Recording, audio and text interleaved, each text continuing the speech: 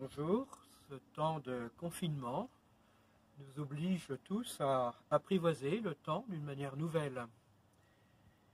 Samedi dernier, nous avons encore célébré la messe, samedi soir à 18 h, et puis l'intervention du Premier ministre nous a conduit à changer nos plans pour dimanche, et nous avons célébré cette messe en privé, relayée par Internet sur le site de la paroisse.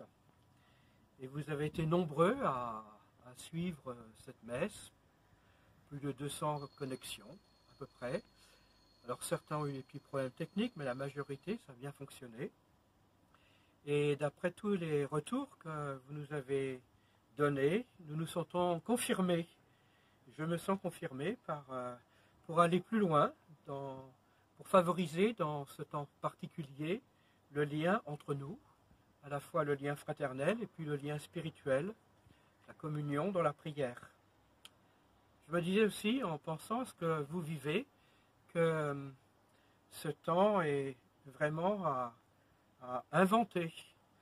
Pour les personnes qui sont seules, eh bien peut-être que ça peut être bon d'organiser nos journées, de prévoir ce qu'on va faire, ne pas laisser simplement le temps se dérouler comme il vient.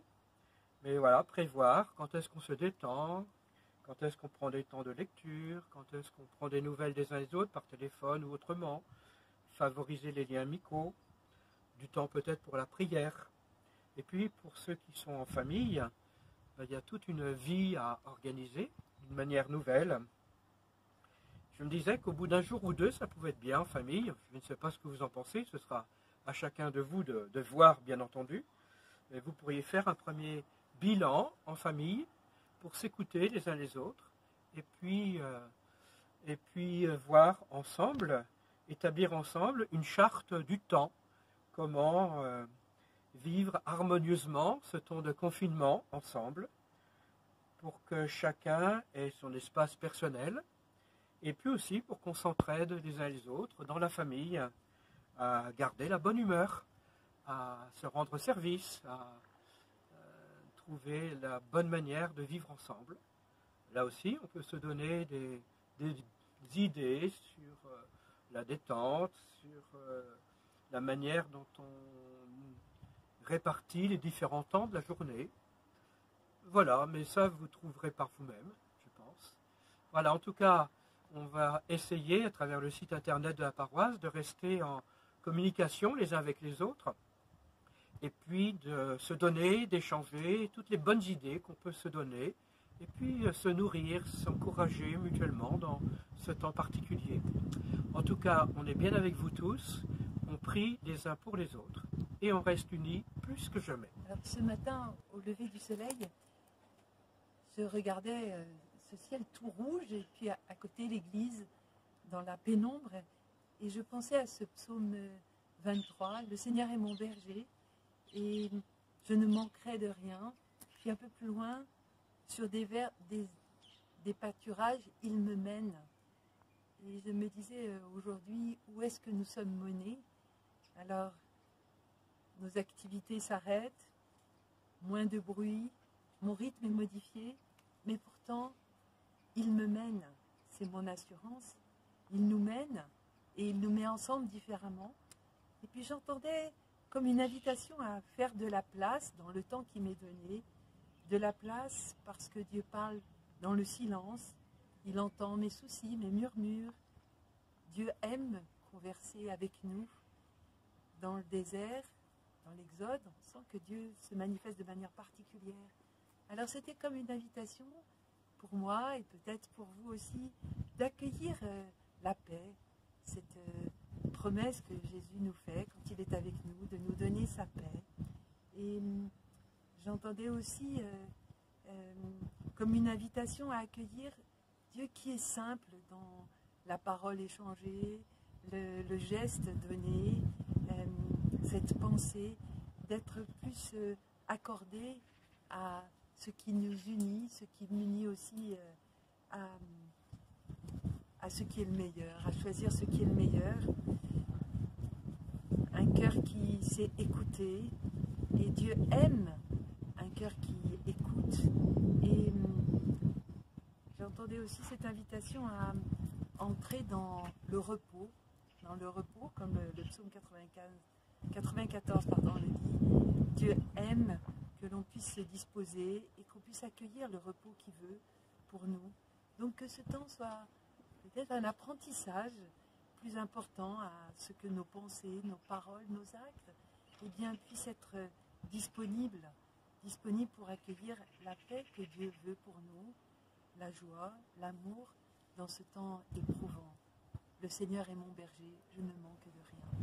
Nous commençons, pour beaucoup d'entre nous, peut-être pour tous, un temps d'épreuve, un temps qui va peut-être être habité par une forme de solitude, solitude en famille, solitude en couple, peut-être solitude pour ceux d'entre nous qui sont seuls, et peut-être c'est les premières personnes à qui on pense. Et en même temps, en priant avec les événements, me venait à l'esprit cette idée que, loin de se résigner à traverser une épreuve, nous pouvons, par notre foi, croire que ce temps peut se transformer en opportunité. La mort d'un homme s'est transformée en opportunité.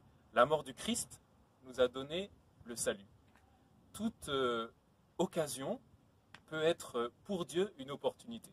Et je crois fortement que, bien que cette épreuve ne vient pas de Dieu, bien que c'est une épreuve avec son lot de souffrances, mais que nous pouvons, dans la foi, avec la grâce de l'Esprit Saint, transformer cette épreuve en opportunité.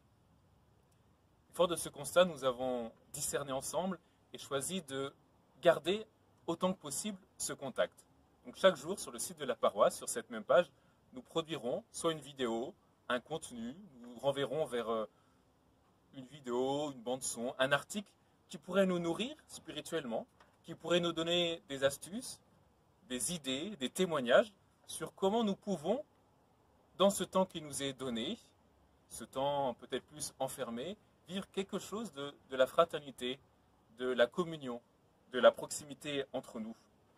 Alors n'hésitez pas à nous envoyer des messages, nous envoyer des vidéos, nous envoyer des témoignages ou des pistes pour que nous puissions les relayer. N'hésitez pas à venir sur ce site, amener votre remarque, vos commentaires, vos encouragements, vos intercessions, vos sujets de prière, pour que nous puissions traverser ensemble cette épreuve.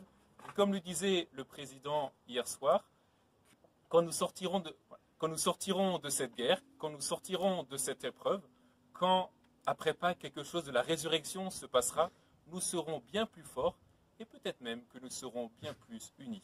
Le Seigneur est mon berger, je ne manque de rien. Sur des prés d'herbes fraîches, il me fait reposer. Il me mène vers les eaux tranquilles et me fait revivre. Il me conduit par le juste chemin pour l'honneur de son nom. Si je traverse les ravins de la mort, je ne crains aucun mal, car tu es avec moi, ton bâton me guide et me rassure. Tu prépares la table pour moi, devant mes ennemis.